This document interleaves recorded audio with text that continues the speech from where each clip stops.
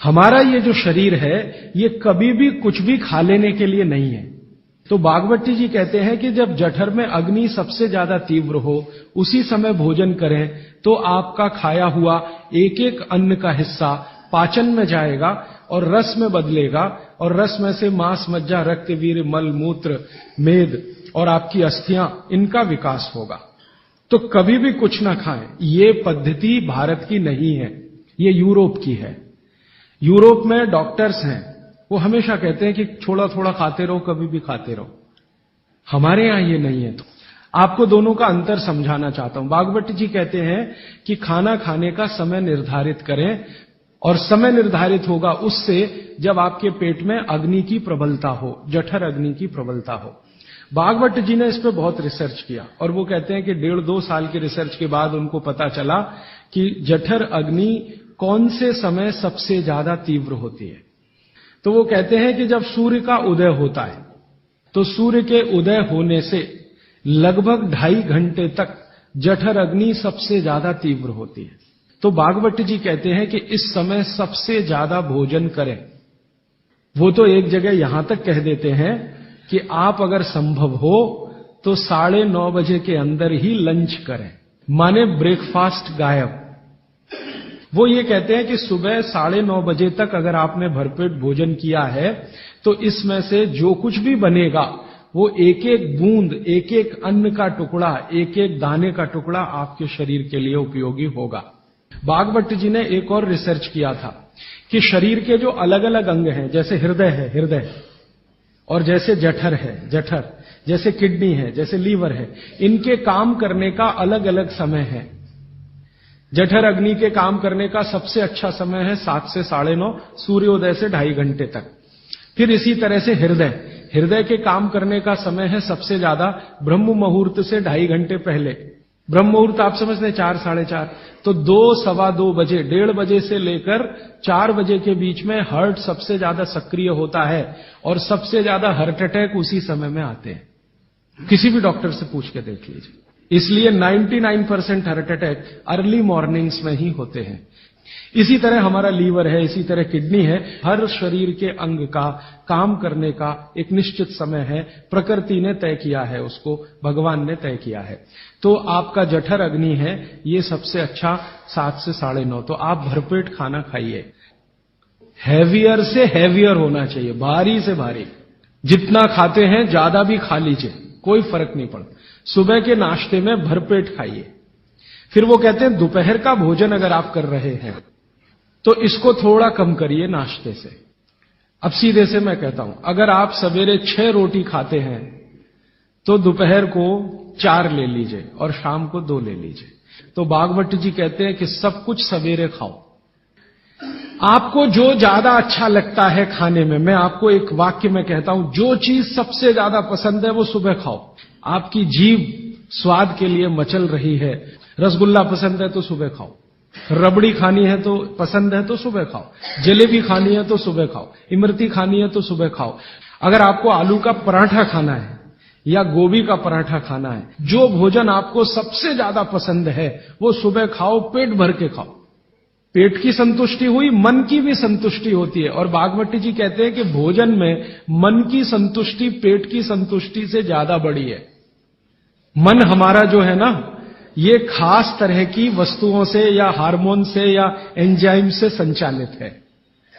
मन को आज की भाषा में डॉक्टर्स लोग जो गिनते हैं ना, हालांकि वो है नहीं, लेकिन उन्होंने जो कहा है वो पीनियल ग्लैंड के बारे में है।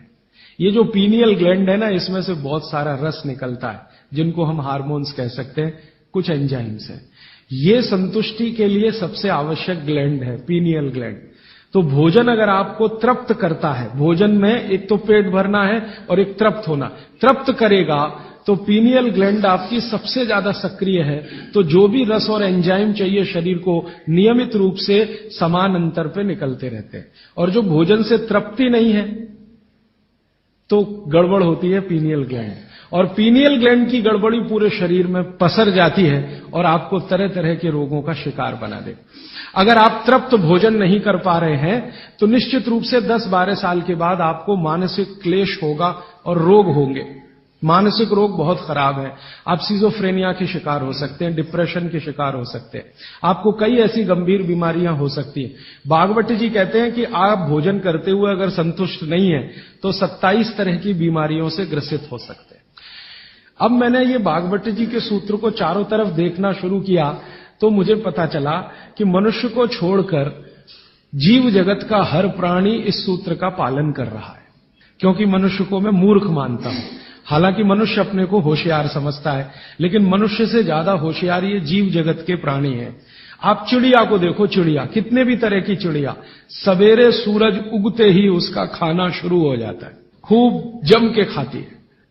तो ये सारे जानवर, सारे जीव जंतु, आप सांप को देखो, बिच्छू को देखो, कीड़ी को देखो, चींटी को देखो, चींटे को देखो, सब जानवर, सब जीव जंतु जो हमारी आंखों से दिखते हैं, जो नहीं भी दिखते हैं, ये सबका भोजन करने का समय सवेरे सूर्योदय का ही है। सूर्योदय के साथ ही ये सब भोजन करते हैं, इसलिए ये हमसे ज्यादा स्वस्थ रहते हैं। और पेट भर गया, उसके 4 घंटे के बाद ही पानी पीती है, दोपहर को ही पानी पीती। मैंने आपको कई बार ये कहा है, आप उसको हंस देते हैं, किसी भी चिड़िया को डायबिटीज नहीं होता, किसी भी बंदर को हार्ट अटैक नहीं आता। बंदर तो आपके नजदीक है ना शरीर रचना में, बस बंदर और आप में एक ही अंतर है कि उसको पूंछ है, आपको नहीं है, बाकी सब कुछ एक ही है। आपका हृदय बंदर का हृदय, आपका लीवर बंदर का लीवर, आपकी किडनी बंदर की किडनी, सब कुछ समान है। मां का गर्भाशय, बंदरिया का गर्भाशय, सब समान है। मेरे एक बहुत अच्छे मित्र हैं डॉक्टर रविंद्रनाथ शानबाग, कर्नाटक में एक उडुपी नाम की जगह है, वहां रहते हैं, बहुत बड़े प्रोफेसर हैं, मेडिकल कॉलेज में काम करते हैं। उन्होंने एक बड़ा गहरा रिसर्च किया। उन्होंने कहा कि मैंने जिंदगी भर, माने 15-16 साल उन्होंने एक रिसर्च किया कि बंदर को बीमार बनाओ, क्योंकि उन्होंने बहुत सारे वैज्ञानिकों से यह सुन रखा है कि बंदर बीमार नहीं होता, और बीमार होगा तो मरेगा ही, जीवित नहीं रहेगा। वो कहते हैं कि मैं 15 साल असफल रहा, बंदर को कुछ नहीं हो सकता। वो कहते हैं कि मैंने बहुत कोशिश किया कि उसके ब्लड का कोलेस्ट्रॉल बढ़ा दूं, बढ़ता ही नहीं। तब उन्होंने एक दिन रहस्य की बात बताई, वो आपको भी मैं बता देता हूं कि बंदर का जो ब्लड है ना, उसका RH फैक्टर दुनिया में सबसे आदर्श है। और आपका RH फैक्टर जब नापता है ना कोई डॉक्टर, तो बंदर से ही कंपेयर करता है, वो बताता नहीं आपको, ये अलग बात है। तो वो प्रोफेसर साहब कहते हैं, यार ये सब एक ही चक्कर है कि बंदर सवेरे ही सवेरे भरपेट खाता है, जो आदमी नहीं खा पाता। तो वो प्रोफेसर रविंद्रनाथ शानबाग ने कुछ अपने मरीजों को कहा कि देखो भैया, बंदर की तरह से खाओ, माने सुबह सुबह भरपेट खाओ। कि जब से उन्होंने सुबह भरपेट खाना शुरू किया, किसी की डायबिटीज माने शुगर कम हो गई, किसी का कोलेस्ट्रॉल कम हो गया, किसी के घुटने का दर्द कम हो गया, किसी के कमर का दर्द कम हो गया, किसी का कुछ, गैस बनना बंद हो गई, पेट में जलन होना बंद हो गई, नींद अच्छी आने लगी, वगैरह वगैरह। तो समय मैंने आपको बता दिया, सूरज उगा और 2.5 घंटे तक, माने 9:30 बजे तक, ज्यादा से ज्यादा 10 बजे तक आपका भोजन हो जाना चाहिए। और ये भोजन तभी होगा जब आप नाश्ता बंद करेंगे। ये नाश्ता हिंदुस्तानी चीज नहीं है, ये अंग्रेजों की है। और आप जानते हैं ना हमारे यहां चक्कर क्या चल गया, नाश्ता थोड़ा कम करेंगे, लंच थोड़ा ज्यादा करेंगे, डिनर उससे भी ज्यादा करेंगे। सवा सत्यानाश, एकदम उल्टा। भागवत जी कहते हैं कि नाश्ता सबसे ज्यादा करो, लंच उससे कुछ कम करो, डिनर सबसे कम करो। ये अंग्रेज और अमरीकियों के लिए नाश्ता कम है। कारण पता है? वो लोग नाश्ता हल्का ही करें तो उनके लिए अच्छा है। कारण उसका एक ही है कि अंग्रेजों के देश में सूर्य नहीं निकलता, साल में 8-8 महीने तक सूरज के दर्शन नहीं होते। और ये जो जठर अग्नि है ना, ये सूरज के साथ सीधे संबंधित है। जैसे जैसे सूर्य तीव्र होगा, अग्नि तीव्र होगी, जैसे जैसे सूर्य कम होगा, अग्नि भी कम होगी। तो वो नाश्ता हैवी नहीं कर सकते, करेंगे तो उनको तकलीफ हो जाएगी। इसलिए मैंने सबसे पहले दिन जो सूत्र बोला था, अपनी आबो हवा, अपना पर्यावरण, अपना वातावरण, अपनी तासीर, इसको ध्यान में रखकर ही चले। तो आपके देश की जो आबो हवा और तासीर है वो ये कि हर दिन सूरज निकलता है, सुबह निश्चित रूप से निकलता है, अगले दिन भी निकलेगा, करोड़ों साल से निकल रहा है, अगले करोड़ों साल तक निकलेगा। इसलिए भारत में every morning is good morning. Europe वाले तरसते हैं गुड मॉर्निंग के लिए, अच्छी सुबह होती नहीं वहां, इसलिए हर एक आदमी दूसरे को विश करता है may I wish you to have a good morning. इसलिए वो गुड मॉर्निंग वाले लोग हैं। तो हम गुड मॉर्निंग में क्यों फंसे हुए हैं? तो गुड मॉर्निंग से निकलिए, नमस्ते में आइए, नमस्कार में आइए, वड़क्कम में आइए। ये गुड मॉर्निंग आपके लिए काम की चीज नहीं है, और ये गुड मॉर्निंग जुड़ी हुई है आपके पेट से। ठीक है? फिर आप इसमें तर्क और कुतर्क मत करिए। जी हमको दुकान जाना है, हमको ऑफिस जाना है, हमको दुनियादारी संभालनी है। किसके लिए? इसी पेट के लिए ना। ये दुनियादारी कर किसके लिए? आप इसी पेट के लिए ना। तो पेट तो दुरुस्त होने के लिए भागवत जी कह रहे हैं कि भाई इसको संभाल लो तो दुनियादारी संभलती है। और ये गया तो दुनियादारी संभाल के करेंगे क्या? मान लीजिए पेट ठीक नहीं है, स्वास्थ्य ठीक नहीं है, आपने 10,000 करोड़ कमा लिया, क्या करेंगे? डॉक्टर को ही देंगे ना।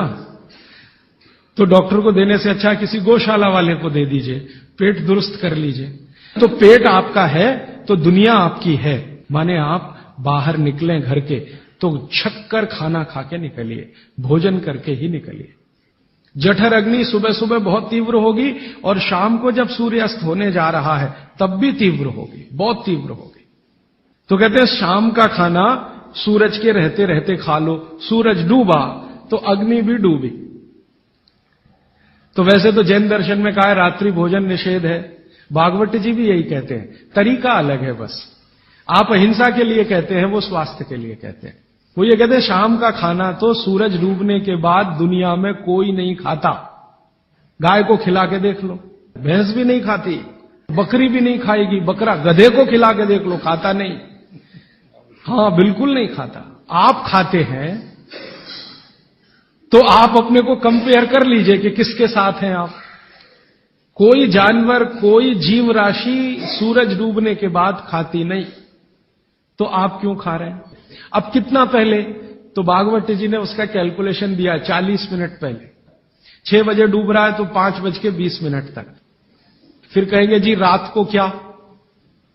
तो रात के लिए भागवत जी कहते हैं कि एक ही चीज है जिसमें सबसे अच्छा उन्होंने दूध कहा है। हमारे पेट में जठर स्थान में कुछ ऐसे हार्मोन्स या एंजाइम्स या रस पैदा होते हैं जो दूध को पचाते हैं। फिर आप कहेंगे जी हम तो दुकान पे बैठे हैं 6 बजे, तो डब्बा मंगा लीजिए, दुकान में डब्बा आ सकता है। हां, डब्बा आने में कोई तकलीफ नहीं है। दुकान में आप 6 बजे बैठे हैं, डब्बा आपका आ सकता है। और मैं आपको हाथ जोड़कर कह रहा हूं, आप में से कोई भी डायबिटिक पेशेंट है, कोई भी अस्थमेटिक पेशेंट है, किसी को भी बात का गंभीर रोग है, आज से ये सूत्र चालू कर दीजिए। 3 महीने बाद आप खुद मुझे फोन करके कहेंगे राजीव भाई पहले से बहुत अच्छा हूं, शुगर लेवल कम हो रहा है, अस्थमा मेरा पहले से कम हो रहा है। ट्राइग्लिसराइड चेक कर लीजिए और इस सूत्र को शुरू कर दीजिए। 3 महीने बाद फिर चेक करा लीजिए, पहले से कम होगा। VLDL, LDL आज चेक कर लीजिए, 3 महीने बाद फिर चेक करा लीजिए, बहुत तेजी से घटेगा। HDL आज चेक करा लीजिए, 3 महीने बाद चेक करा लीजिए, बहुत तेजी से बढ़ेगा। और HDL बढ़ना ही चाहिए, LDL, VLDL कम होना चाहिए। तो ये सूत्र भागवत जी का जितना संभव हो आप ईमानदारी से पालन करिए, वो आपको स्वस्थ रहने में बहुत